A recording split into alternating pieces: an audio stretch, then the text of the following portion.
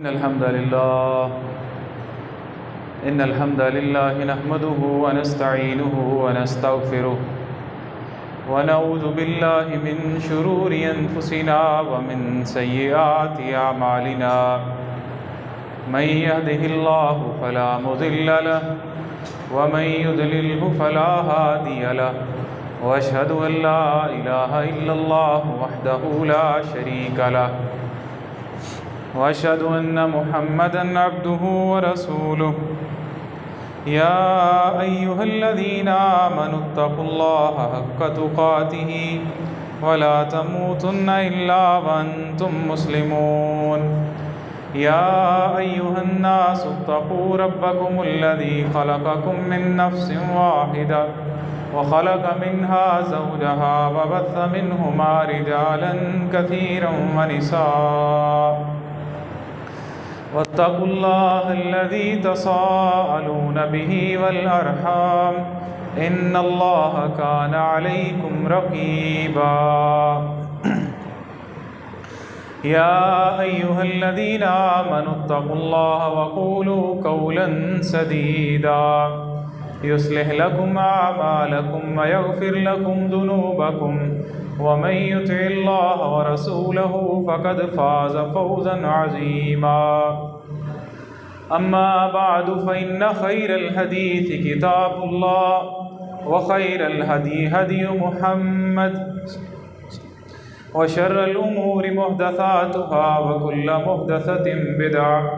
وكل بدعة ضلالة وكل ضلالة في النار قل لا أسألكم عليه أجرا إلا المودة في القربى اللهم صل على محمد وعلى آل محمد كما صليت على إبراهيم وعلى آل إبراهيم إنك حميد مجيد۔ ہر قسم کی حمد و ثنا اللہ رب العالمین کے لیے ہے جو رب العالمین ہے، رب السماوات والارض ہے، جس نے آسمانوں کو اور زمین کو تخلیق کیا ہے، اور جس نے آسمان اور زمین میں جو کچھ ہے اس سب کو تخلیق کیا ہے۔ وہ ہر چیز کا خالق ہے، مالک ہے، رب ہے، وحدہ لا شریک ہے۔ وہ اللہ عرش عظیم کا رب ہے، مالک ہے، وہ ساتوں آسمانوں کا، زمینوں کا مالک ہے۔ زمین و آسمان کی وراثت اسی کے لیے ہے، اس کے حکم کے بغیر ایک ذرہ بھی حرکت نہیں کر سکتا۔ اللہ رب العالمین اپنی ذات میں، اپنی صفات میں، اپنی عبادت میں وحدہ لا شریک ہے، اور درود و سلام نبی کائنات، نبی ہدایت جناب محمد الرسول اللہ صلی اللہ علیہ وسلم جو خاتم النبیین ہیں اور جو سید الانبیاء ہیں، سید الاولین والآخرین ہیں، اور اسی طرح درود و سلام آپ کی ازواج مطہرات پہ، امہات المومنین پہ، صحابہ کرام رضوان اللہ علیہم اجمعین پہ، جن کا اللہ کے ہاں بہت زیادہ مقام و مرتبہ ہے، اور اللہ نے بھی، رسول اللہ صلی اللہ علیہ وسلم نے بھی اپنے اہل بیت کے بارے میں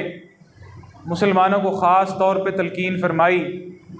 کہ میرے جانے کے بعد میرے اہل بیت کا جو ہے وہ خیال رکھنا۔ قرآن مجید میں اللہ تبارک و تعالیٰ نے ارشاد فرمایا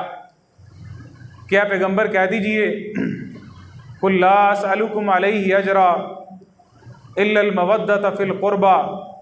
کہ میں تم سے اجرت اور تم سے میں کیا مانگوں گا، الا المودۃ فی القربى، میں تو چاہتا ہوں کہ جو میرے قریبی ہیں،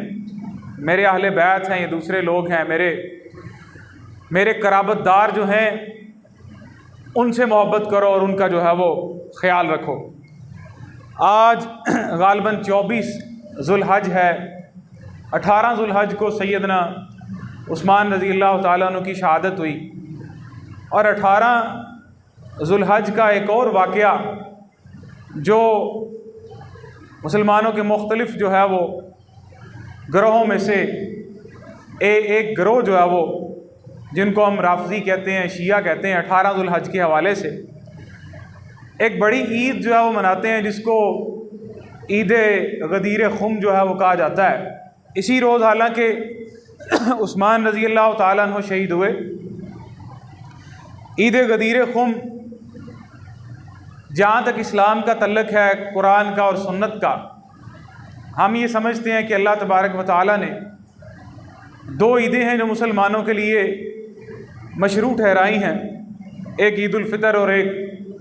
عید الاضحیٰ۔ لیکن یہ اسلام کا نام لینے والے لوگ بھی، اپنے آپ کو مسلمان سمجھنے والے بھی، دنیا میں ان کی ایک بڑی تعداد ہے، اور ہر ملک میں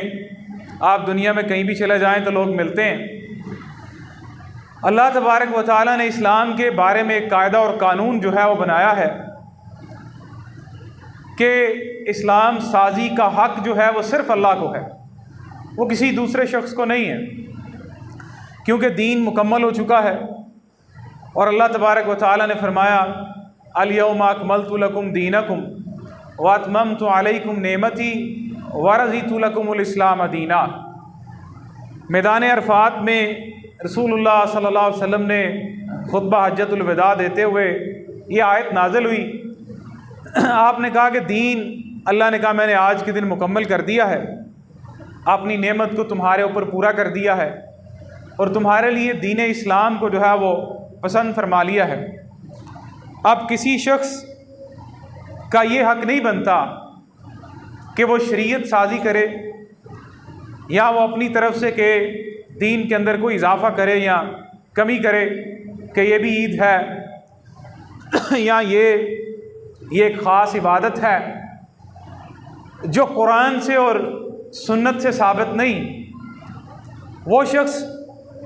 گویا کہ یہ سمجھتا ہے کہ اللہ نے اور پیغمبر علیہ الصلاۃ والسلام نے نعوذ باللہ جو ہے وہ دین میں بہت ساری کمیاں چھوڑی ہیں، اور میں ان کمیوں کو جو ہے وہ پورا کرنے والا ہوں۔ دین اسلام میں یہ 2 عیدیں ہیں، اس کا تھوڑا سا پس منظر دیکھتے ہیں۔ عام لوگوں کو اس سے واسطہ پڑتا ہے، اور لوگ سوال کرتے ہیں کیونکہ بہت سارے لوگ وہ صرف ان کے پاس قرآن و سنت کا علم وہی ہوتا ہے جو بیچارے موبائل پہ سنتے ہیں، یا اپنے ان مولویوں کو سنتے ہیں جو خود موبائل سے تقریریں سنتے ہیں، جن کا قرآن و سنت کے ساتھ کوئی تعلق نہیں ہوتا، اور مسخرے سے لوگ ممبروں پہ بیٹھ کے وہ قرآن و سنت کی آڑ میں صحابہ کرام رضوان اللہ علیہم اجمعین پہ تبرہ کرتے ہیں، یا قرآن کی آیات کی معنوی تحریف بلکہ لفظی تحریف کے بھی وہ قائل ہیں، یا سنت کا انکار کرتے ہیں۔ کہتے ہیں جی یہ عید ہم اس لیے مناتے ہیں کہ 18 ذوالحج کو رسول اللہ صلی اللہ علیہ وسلم نے ایک سب سے بڑا اعلان کیا تھا سیدنا علی رضی اللہ تعالیٰ عنہ کی ولایت کا، اور چونکہ ان کے نزدیک جو ولایت ہے وہ نبوت سے بھی افضل ہوتی ہے، اور یہ دن اس وجہ سے سب سے بڑا دن ہے، یہ غدیر خم والا جو دن ہے، اس دن علی کی ولایت کا اور علی کی خلافت کا جو وہ اعلان ہوا تھا۔ پس منظر اس کا یہ ہے کہ 10 ہجری میں نبی کریم صلی اللہ علیہ وسلم حج کے لیے تشریف لے گئے، اور 10 ہجری میں ہی رسول اللہ صلی اللہ علیہ وسلم نے سیدنا علی رضی اللہ تعالیٰ عنہ کو تقریباً 300 گھڑ سوار دے کے یمن کے ایک علاقے کی طرف روانہ کیا جہاد کی مہم کے لیے۔ اللہ نے فتح عطا فرمائی، اور علی رضی اللہ تعالیٰ عنہ مال غنیمت جو ہے وہ جتنا ہاتھ آیا تھا وہ تقسیم کیا مجاہدین کے اندر، اور جو 5واں حصہ ہے وہ اللہ اور اس کے رسول کا وہ نکالا۔ بعض صحابہ کرام نے کہا کہ ہمارے پاس مال ہمیں تھوڑا ملا ہے، اور مال غنیمت میں یمنی چادریں بھی آئی ہیں، تو یہ چادریں بھی ہمیں دینی چاہیے۔ حضرت علی نے منع کیا، اور جو گھوڑے تھے خمس کے، آپ نے کہا ان کے اوپر سواری بھی نہیں کرنی۔ علی رضی اللہ تعالیٰ عنہ ابو رافع رضی اللہ تعالیٰ عنہ کو اپنا امیر مقرر کر کے پیچھے وہ جو ہے وہ مکے کی طرف تشریف لے آئے کہ میں بھی رسول اللہ صلی اللہ علیہ وسلم سے جا کے مل لوں۔ اب اس سے لوگوں کے دلوں میں کچھ شکوک و شبہات پیدا ہوئے۔ انہوں نے کہا علی ہمیں مال شاید صحیح طریقے سے جو ہے وہ تقسیم نہیں کر رہا۔ لوگوں نے حضرت علی کے خلاف دلوں میں تھوڑا بغض جو ہے وہ بنا لیا، بلکہ سیدہ بریدہ رضی اللہ تعالیٰ عنہ، سید بریدہ رضی اللہ تعالیٰ عنہ کہتے کہ میرے دل میں حضرت علی کے لیے بڑا بغض پیدا ہوا، کافی سارا بغض میرے دل میں تھا، یہاں تک کہ میں بنو ہاشم اور قریش کے باقی لوگوں سے زیادہ محبت اس وجہ سے کرتا تھا کہ حضرت علی سے بغض رکھتا تھا۔ اس کانٹیکس میں آپ دیکھیں، اس تناظر میں، اس سیاق و سباق میں رسول اللہ صلی اللہ علیہ وسلم نے کچھ باتیں کی اس مقام کے اوپر، اور خاص طور پہ حضرت علی رضی اللہ تعالیٰ عنہ کے حوالے سے۔ نبی صلی اللہ علیہ وسلم جب حج کر کے واپس آئے، مدینے کی طرف آتے ہوئے جوحفہ کے مقام پہ ایک جگہ آتی ہے جس کو جو ہے وہ خم کا نام ہے یا غدیر خم کا نام ہے۔ میدان عرفات میں ایک آپ نے بڑا خطبہ دیا، اور یہ صحیح مسلم میں روایت آتی ہے، جب رسول اللہ صلی اللہ علیہ وسلم وہ غدیر خم کے مقام پہ پہنچے، لوگوں نے شکایتیں کی۔ حضرت بریدہ کہتے ہیں میں خود جو ہے وہ نبی صلی اللہ علیہ وسلم کے پاس آیا اور حضرت علی کی شکایت کی۔ نبی صلی اللہ علیہ وسلم کا یہ دستور تھا، آپ کی عادت تھی کہ جب بھی کسی صحابی کے بارے میں شکایت آتی تو آپ فوراً جو ہے اس شکایت کو رفع کرتے۔ حاطب بن ابی بلتہ رضی اللہ تعالیٰ عنہ، صحیح بخاری میں روایت آتی ہے کہ جب مسلمانوں نے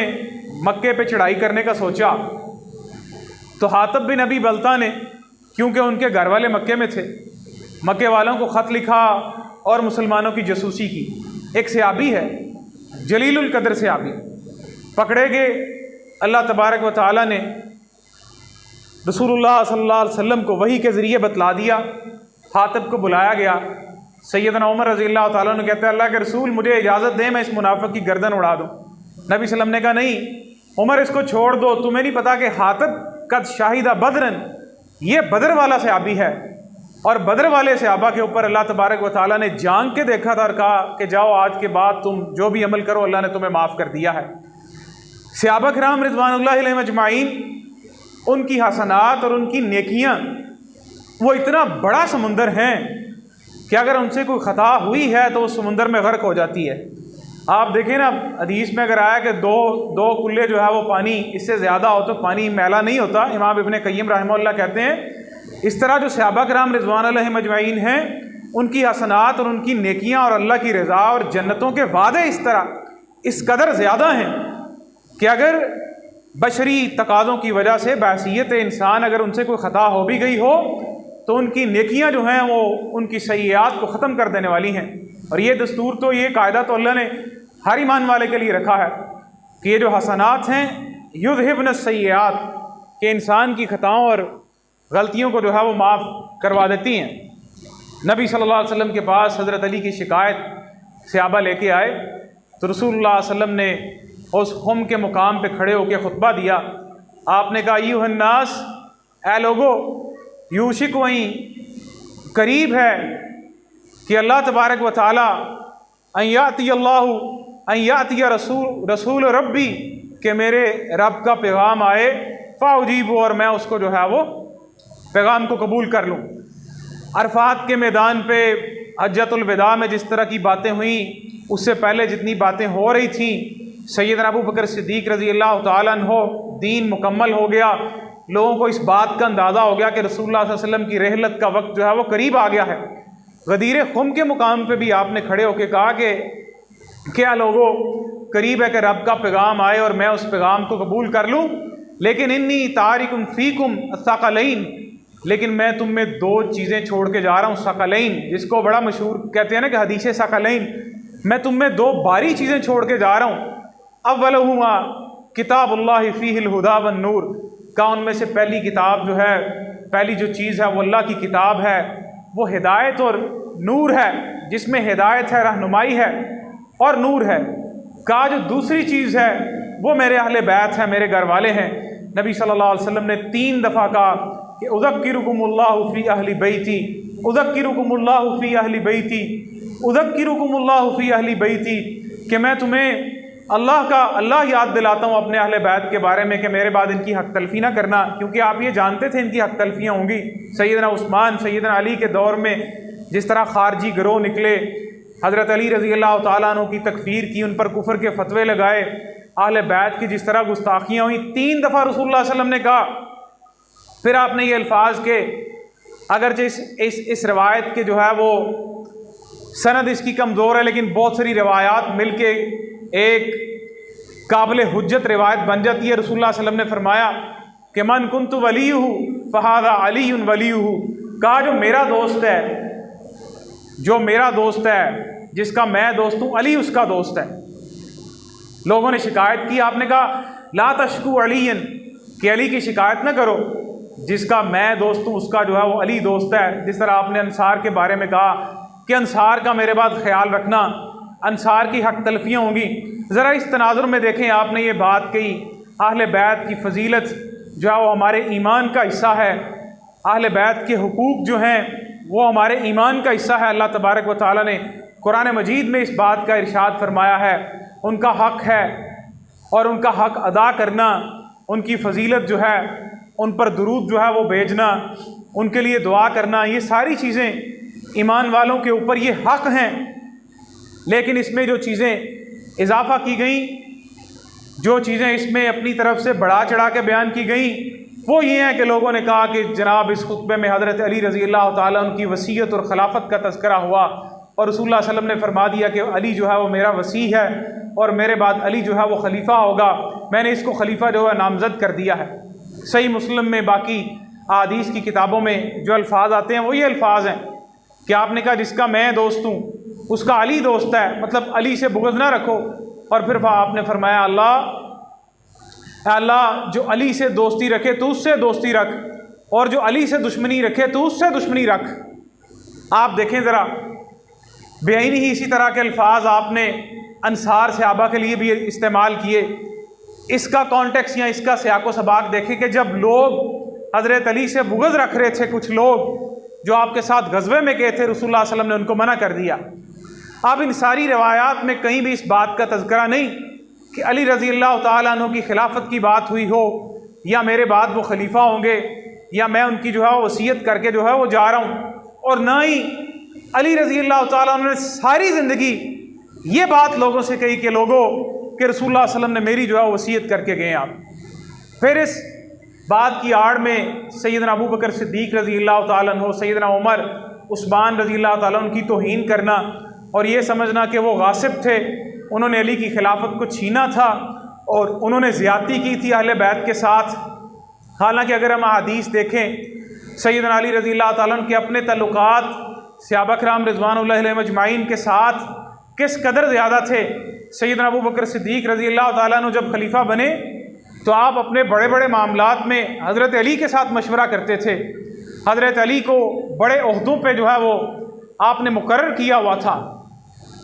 और बल्कि सैयदना उमर रज़ी अल्लाह तआला अन्हु जब फौत हुए तो अली रज़ी अल्लाह तआला अन्हु खड़े थे और खड़े होकर कहने लगे, उमर आपने अपने बाद कोई ऐसा शख्स नहीं छोड़ा कि मैं जिसकी ख्वाहिश कर सकूं कि जिसके आमाल लेके मैं अल्लाह के यहाँ जो है पेश हूँ। कहा मैं ये समझता हूँ, ये हज़रत अली के अल्फाज हैं, कहा मैं ये समझता हूँ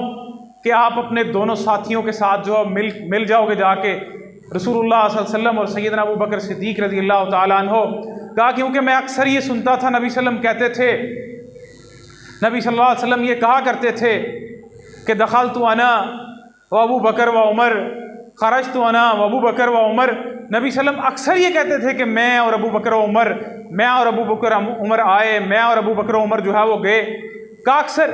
और जमी से सहाबा किराम रिज़वानुल्लाहि अलैहिम अजमाइन ये समझते थे कि रसूलुल्लाह सल्लल्लाहु अलैहि वसल्लम के बाद अगर सबसे ज़्यादा कोई अफजल हस्ती है तो वो सैयदना सिद्दीक़ रज़ी अल्लाह तआला उनकी है। बल्कि सही बुखारी में ये रवायत आती है, मोहम्मद बिन हनफिया हज़रत अली के बेटे, ये वो मोहम्मद बिन हनफिया हैं, हज़रत अली की लोंडी जो हनफिया, सैयदना अबू बकर सिद्दीक़ ने जब मानईन ज़कात के ख़िलाफ़ जिहाद किया, मुर्तद्दीन के ख़िलाफ़ जिहाद किया, उसमें जो लौंडियाँ आई उसमें हनफिया थी, जो हज़रत अबू बकर ने हज़रत उमर को दी, उसमें आपके बेटे थे मोहम्मद। सही बुखारी में रवायत आती है, कहते हैं मैंने اپنے باپ حضرت علی سے پوچھا کہ من خیر بعد النبی صلی اللہ علیہ وسلم، من خیر الناس، کہ لوگوں میں سے سب سے افضل رسول اللہ علیہ وسلم کے بعد کون ہے؟ حضرت علی نے کہا ابو بکر۔ کہا پھر اس کے بعد کون ہے؟ پھر کہتے ہیں عمر۔ کہتے ہیں پھر میں نے تیسری دفعہ نہیں پوچھا، مجھے پتا تھا کہ انہوں نے عثمان کا نام لینا ہے، مجھے ڈر تھا کہ یہ عثمان کا نام لیں گے، پھر میں نے نہیں پوچھا۔ میں نے کہا آپ؟ تو کہنے لگے میں تو مسلمانوں کے عام لوگوں میں سے ایک عام سا بندہ ہوں۔ کچھ لوگ کہتے ہیں کہ یہ جی حضرت علی کی عاجزی تھی، اس وجہ سے کہا تھا۔ سیدنا علی تو ایک طرف، سارے کے سارے صحابہ کرام یہ سمجھتے تھے کہ سیدنا ابو بکر، عمر، خاص طور پہ سیدنا ابو بکر رسول اللہ علیہ وسلم کے بعد سب سے افضل جو اگر کوئی ذات ہے تو ابو بکر رضی اللہ تعالیٰ عنہ کی ذات ہے۔ اور یہ ایک بیچارہ انجینئر جو ہے وہ رافضی کہتا ہے وہ تو حضرت علی نے جو ہے وہ حضرت علی نے اپنی عاجزی کی وجہ سے کہہ دیا تھا، وگرنہ یہ بات نہیں ہے، حضرت علی جو ہے وہ سب سے زیادہ افضل تھے۔ حضرت علی نے یہاں تو چلو عاجزی کی وجہ سے کہا، اور بھی بہت ساری روایات ہیں۔ حضرت علی نے کہا کہ من اوتیا، جو شخص بھی میرے پاس لایا گیا، یفضلنی علی ابا بکر و عمر، یہ شیعوں کی کتابیں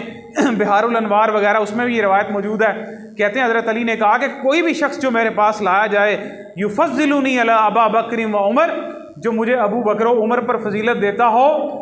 تو آپ نے کہا کہ وہ جلدتہ حد المفتری، میں اس کو بہتان اور الزام کی وجہ سے اس کو کوڑے ماروں گا۔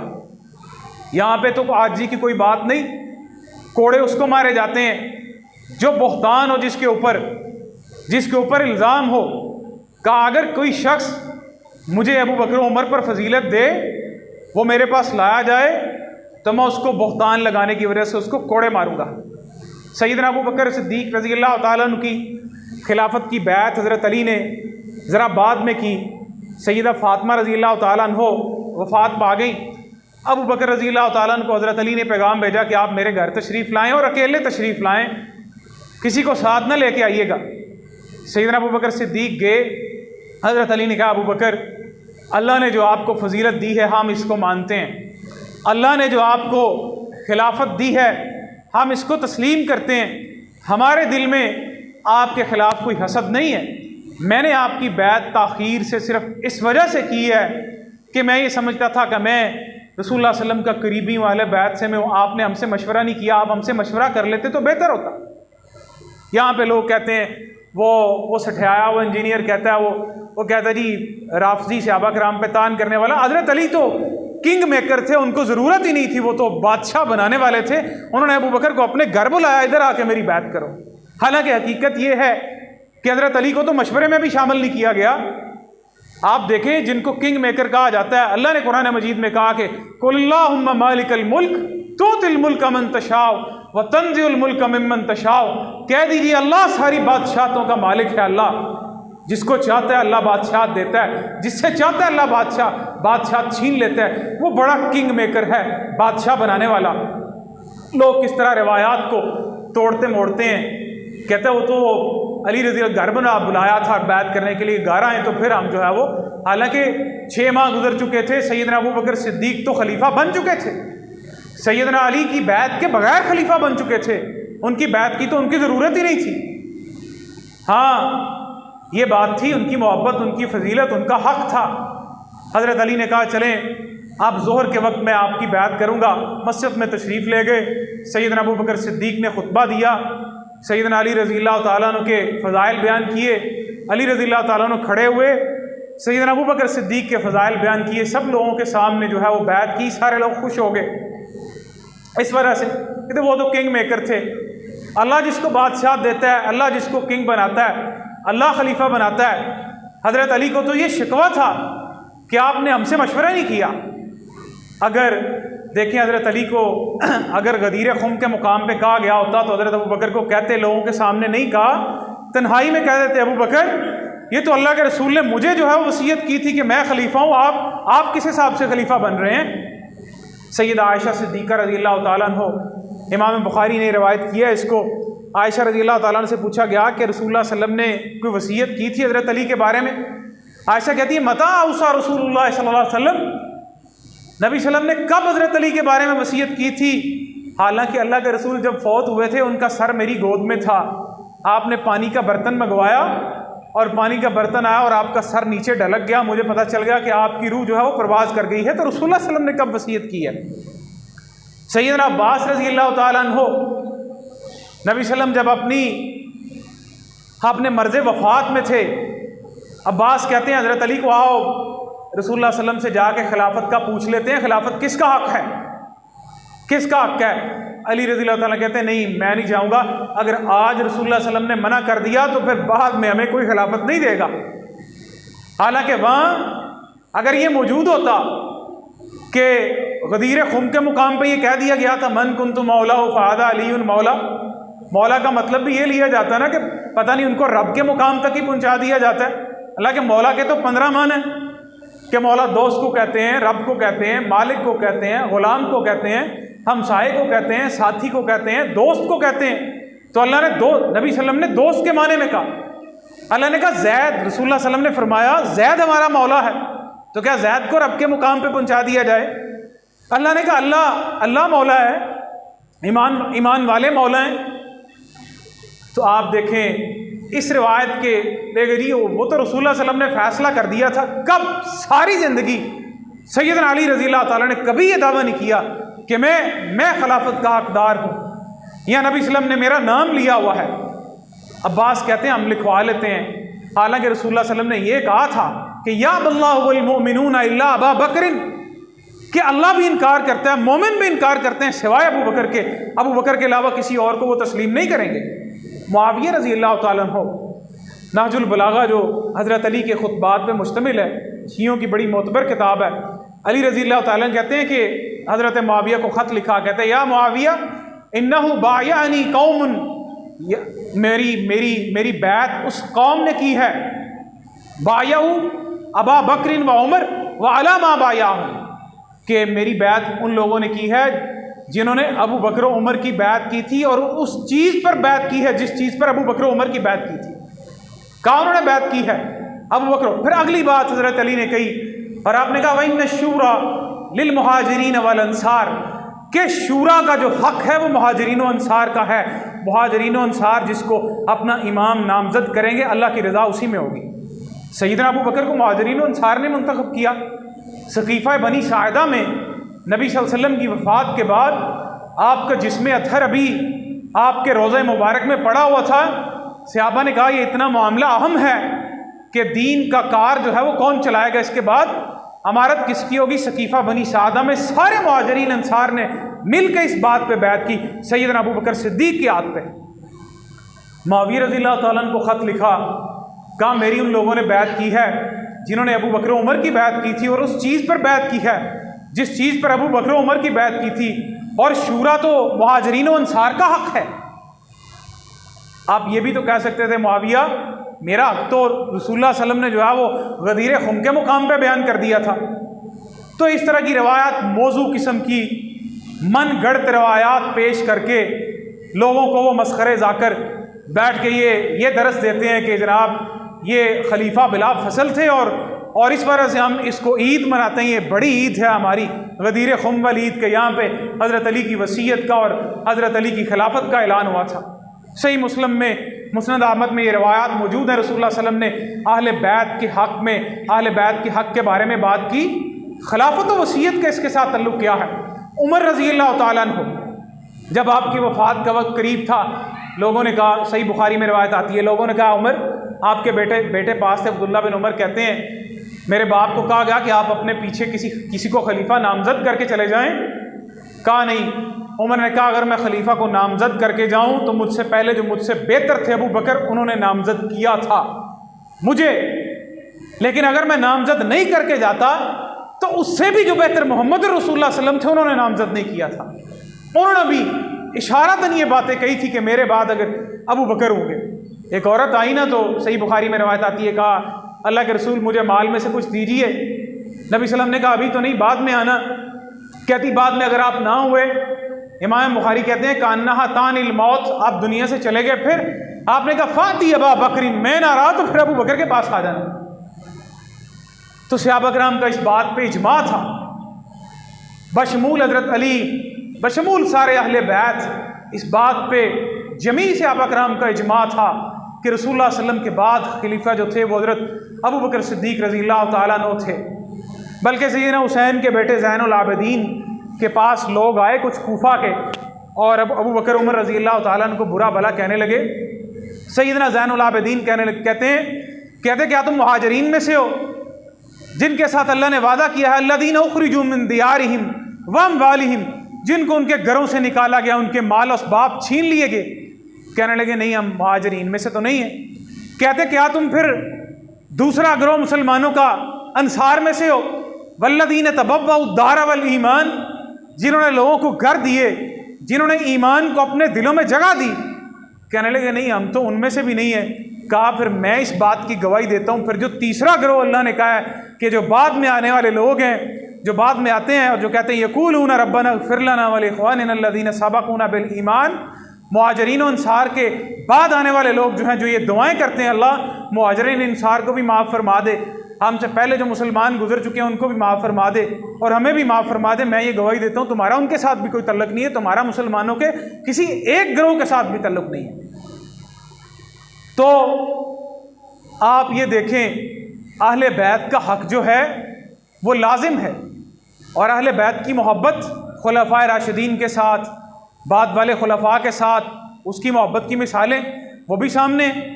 اگر ان کے آپس میں اختلافات کی بات کریں تو اس میں ہم کسی کو یہ نہیں کہہ سکتے کہ کسی کے دل میں معاملات کیا تھے، اختلافات تھے، اس میں سلف صالحین کا اہل سنہ کا موقف یہ ہے کہ ان کے بارے میں خاموشی اختیار کی جائے۔ اگر آپ خطائیں ڈھونڈنے لگے تو پھر کون بچتے ہیں انبیاء کے بعد؟ کوئی بھی نہیں بچتا۔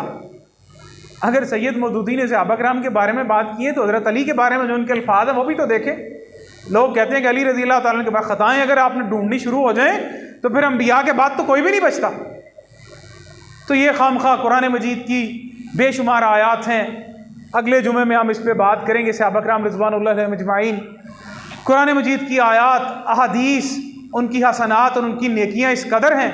اگر کہیں خطا ہوئی ہے، دیکھیں نا رسول اللہ صلی اللہ علیہ وسلم نے فرمایا کہ بہترین مومن ہے ہی وہ جو خطا کرتے ہیں اور اللہ تعالیٰ سے توبہ کرتے ہیں، اور ان سے زیادہ توبہ کرنے والا کون شخص ہے؟ حضرت علی کی محبت یہ ثابت ہے ان سے،